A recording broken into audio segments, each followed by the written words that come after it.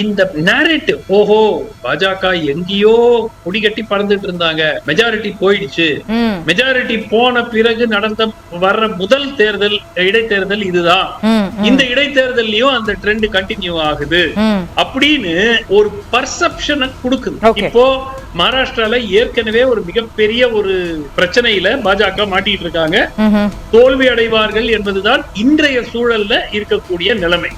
அது இன்னும் 2 மாசம் இருக்கதா சேஞ்ச் ஆகுமான்னு தெரியாது. ஆனால் இன்றைய சூழல்ல மகாராஷ்டிரால கிட்டத்தட்ட உறுதியா பாஜக கூட்டணி வெற்றி பெற போவதில்லை. ஹரியானாவும் ஒரு ரொம்ப ரொம்ப க்ளோஸ் ஃபைட்டா இருக்கு. ஒருவேளை ஒரு 50-50 சான்ஸ் இருக்கலாம். ஆனால் இந்த 2 தொகுதிகளிலும் 2 மாநிலங்களிலும் தோல்வி அடைந்தால் நிச்சயமாக பிரதமரினுடைய தலைமை மீது கேள்விகள் எழுப்பப்படும்.